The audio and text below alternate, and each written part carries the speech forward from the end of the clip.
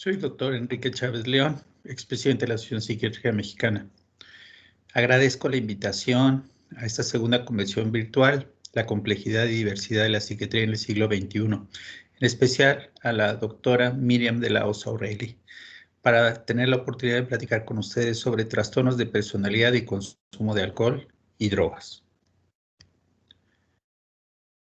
La definición de trastornos de personalidad consiste en un patrón persistente y rígido, desviado marcadamente de las expectativas culturales que va a ocasionar malestar o mal funcionamiento en las diferentes áreas psicosociales de la persona.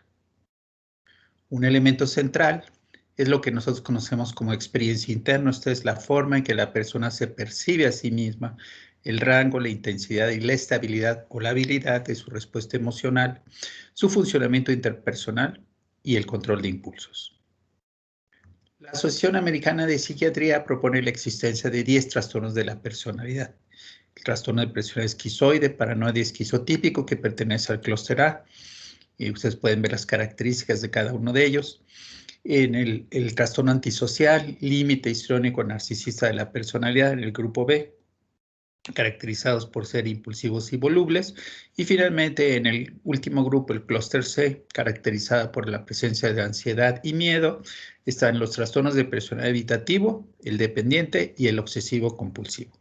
Nosotros vamos a poner especial énfasis a los trastornos de personalidad histriónico, límite y esquizotípico, para hablar sobre lo que nosotros podríamos denominar la patología dual, esto es, la coexistencia, la comorbilidad de los trastornos por consumo de sustancias y de los trastornos de la personalidad.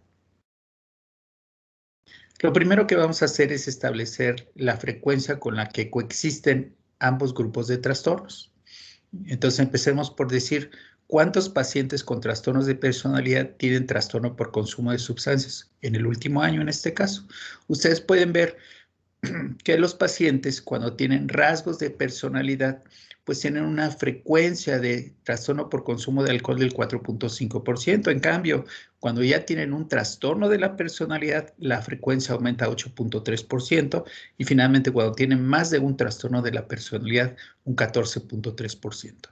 Ocurre el fenómeno similar cuando hablamos del consumo de drogas y señalamos como solo la mitad, el 0.5% de los pacientes con rasgos de personalidad consumen drogas, y en cambio los pacientes con trastornos de la personalidad tienen un trastorno por consumo de sustancias del 2%, y cuando tienen más de un trastorno de personalidad, un 5%. Si nosotros hablamos específicamente de los trastornos de personalidad, ustedes pueden ver aquí cómo cuando un paciente tiene trastorno de límite de personalidad, en un 51% va a tener trastorno por consumo de sustancias, ya sea consumo de alcohol, consumo de tabaco, consumo de cannabis o de heroína o derivados del opio. Si tiene un trastorno esquizotípico de la personalidad, la frecuencia con que se va a encontrar asociada al trastorno por consumo de sustancias es de un 44%, y en el caso del trastorno narcisista de la personalidad, un 40.6%. Si lo vemos en el sentido opuesto, ¿cuántos pacientes con trastorno por consumo de sustancia tienen trastornos de la personalidad? Vamos a ver cómo en el último año la prevalencia de trastorno de la personalidad en aquellos pacientes con trastorno por consumo de sustancias va a ocurrir en un 8%, en el caso del trastorno esquizotípico de la personalidad, en un 12% en el caso del trastorno narcisista de personalidad y un 14% del trastorno límite de personalidad. Si nos vamos a la prevalencia de ¿cuántos pacientes con trastorno con su sustancia tienen trastorno de la personalidad? Vamos a observar cómo el 18.3% de los pacientes con trastorno por consumo de drogas tienen trastorno antisocial de la personalidad, y un 9.1% de pacientes con trastorno por consumo de alcohol tienen trastorno antisocial de la personalidad. Recuerden que la prevalencia del trastorno antisocial de la personalidad en la población general es del 1%. Y pueden ver cómo en el caso de aquellos consumidores de alcohol se multiplica por 9 y en aquellos usuarios de drogas por 18. Ustedes pueden observar en este estudio realizado por Solvay y presentado en el 21º Congreso Internacional de Adicciones en este mismo año, como uno de los trastornos mentales más frecuentemente asociados al consumo de sustancias y está representado en barra azul, es el trastorno antisocial de la personalidad. Si nosotros lo vemos en función al género, vamos a encontrar cómo los pacientes varones tienen trastorno antisocial en un 20.5% y las mujeres en un 12.1%, pero finalmente están dentro de las primeras causas de asociación con trastorno por consumo de sustancias. Si nos vamos a sustancias específicas, aquí pueden ver que está dividido por aquellos que consumen alcohol, los que consumen metanfetaminas, cannabis, crack y cocaína, y pueden observar que el trastorno antisocial de la personalidad, que es el único trastorno que evaluaron en este estudio, se encuentra en primer lugar o primerísimo lugar en el caso de los pacientes que consumen crack, ¿no? Hasta en un 33%, seguido de aquellos que consumen cocaína, 23.5%, después aquellos que consumen metanfetaminas, 21.1%, y posteriormente el cannabis, 13.3%, y en el caso del alcohol, 12.7%. Pero lo que les quiero resaltar es cómo el trastorno antisocial se encuentra dentro de las primeras patologías asociadas al trastorno por consumo de sustancias. Esta relación entre trastornos de la personalidad y trastorno por consumo de sustancias no es fortuita. ¿Y a qué me refiero? Vamos a ver cómo existen diferentes mecanismos o modelos que proponen una explicación para la asociación entre rasgos de personalidad, trastornos de la personalidad y consumo de sustancias, ¿no? Entonces aquí ponemos este que se denomina modelo primario, que hace referencia a cómo los rasgos de personalidad contribuyen al desarrollo de los trastornos por consumo de sustancias. Y pueden observar los hallazgos respecto a adolescentes que a los 13 años tienen características de personalidad esquizotípica, límite o narcisista, posteriormente van a desarrollar trastorno por consumo de sustancias. E igual, vamos a observar cómo el diagnóstico de trastorno antisocial de la personalidad precede 4 años al trastorno por consumo de alcohol. En lo que se llama el modelo de desinhibición conductual se propone que la impulsividad condiciona consumo de sustancias. Y entonces hay dos estudios realizados en estudiantes, ¿no? La primera en alumnos con menos restricciones que no se conforman a las reglas sociales ni son convencionales y manifiestan además agresividad, van a consumir drogas en la adolescencia y en la edad adulta joven. E igual, cuando se estudian estudiantes en universidad, vamos a encontrar el mismo fenómeno, pero de una manera un poco más tardía. El tercer modelo es el modelo de reducción del estrés. En él se propone que el uso de sustancias se utiliza para controlar la ansiedad y la inestabilidad emocional. Entonces, el estudio en alumnos de primaria con manifestaciones de ansiedad o depresión, lo que se llama emocionalidad negativa y alta reactividad al estrés, consumen sustancias en la adolescencia y en la edad adulta joven. E igual, el antecedente de abuso físico, sexual y emocional en etapas tempranas de la vida se va a asociar a trastornos de la personalidad. El modelo de sensibilidad a la recompensa postula que el consumo de sustancias refuerza características de personalidad. Entonces vemos como niños y adolescentes con rasgos de personalidad de búsqueda de lo novedoso, lo que llaman intrépidos, ¿sí? Van a consumir sustancias y van a desarrollar trastorno límite de personalidad posteriormente. Esto habla de que existe una mayor sensibilidad a los efectos reforzadores de las sustancias. Y así vemos que los pacientes con trastornos de personalidad del clúster B y trastorno por consumo de sustancias prefieren la recompensa inmediata, aunque sea menor, en comparación con la recompensa mayor a largo plazo. Hay un modelo de factores comunes que yo siento que es importante el mencionar, ¿sí? En donde se postula que los trastornos de personalidad y por consumo de sustancias comparten causas, ¿no?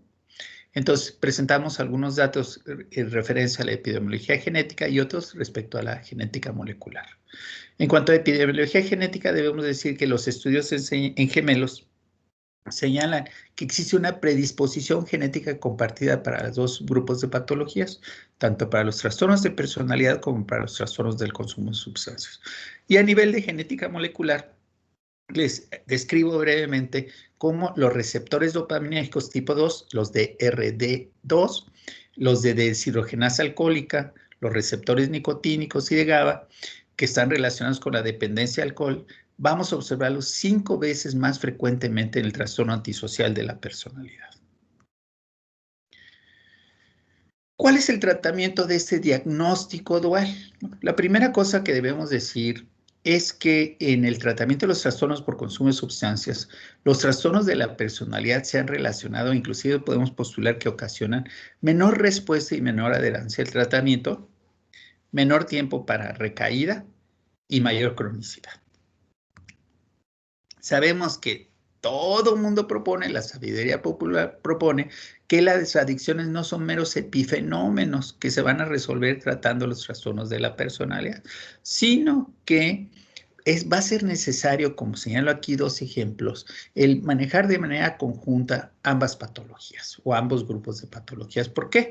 Podemos ver cómo aquí el tratamiento aislado de las adicciones en pacientes con trastornos de personalidad aumentan otras conductas compulsivas, los atracones y la actividad sexual promiscua, ¿no? Y si tratamos solo la autolesión del trastorno límite de personalidad, vamos a ver cómo se incrementa el consumo de sustancias de alcohol y de drogas.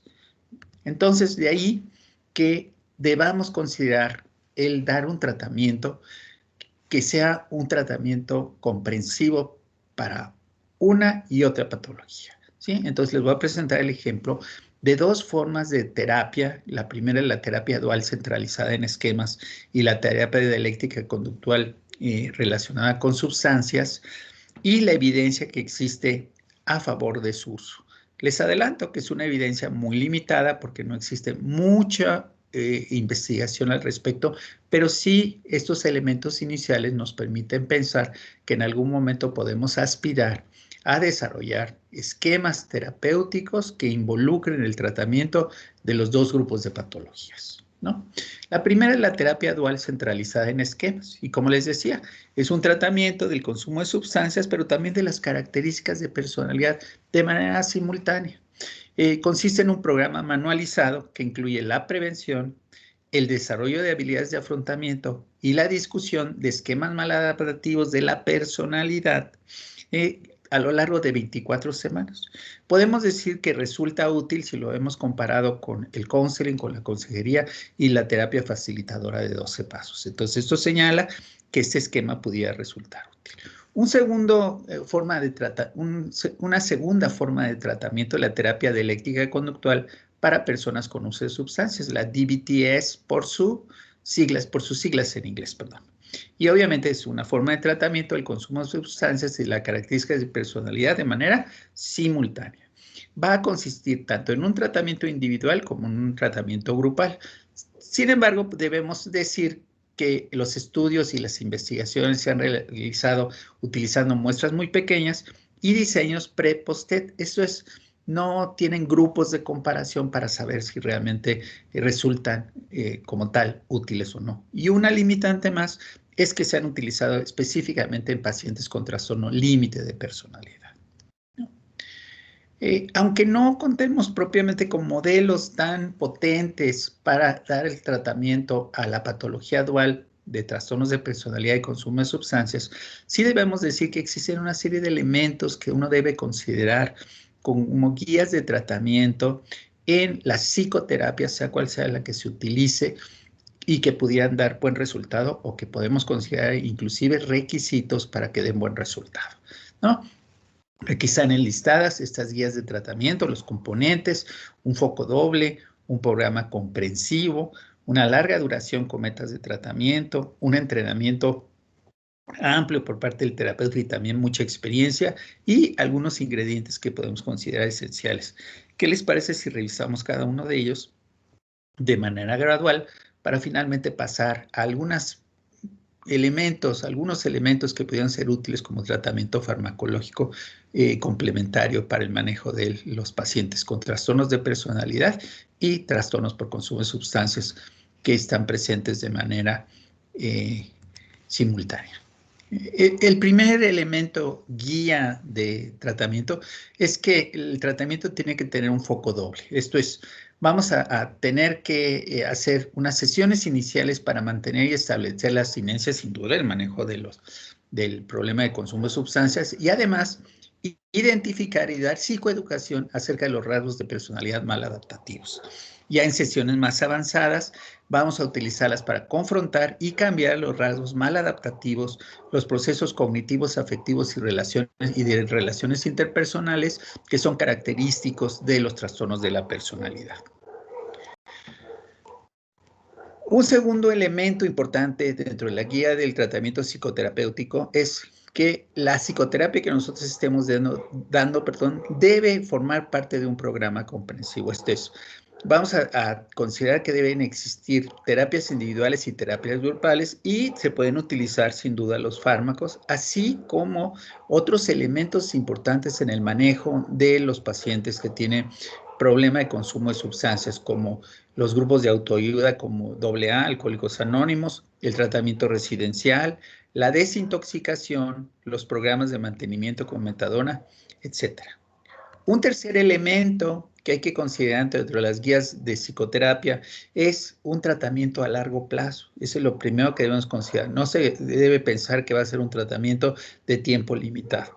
Y que también debemos incluir dentro de las metas el enseñar al paciente a manejar o a modular los procesos maladaptativos de su personalidad. El entrenamiento en psicoterapia general y en el tratamiento de los trastornos de la personalidad y las adicciones, así como una gran experiencia, son las condiciones que el terapeuta debe cumplir en su entrenamiento.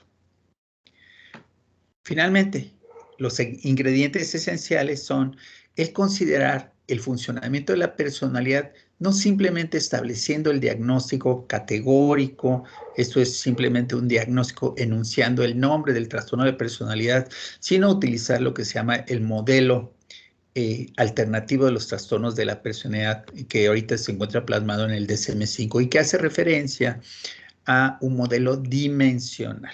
¿Sí? Ese es uno de los elementos que hay que considerar. Un segundo elemento como ingrediente básico es lo que nosotros conocemos como entrevista motivacional y que obviamente forma parte del armamento del manejo para el manejo de los trastornos por consumo de sustancias. Algo que también debemos señalar es que debe existir siempre una terapia individual independientemente de la grupal. ¿Por qué? Porque ahí podemos establecer una alianza terapéutica y un compromiso con el tratamiento por parte del paciente.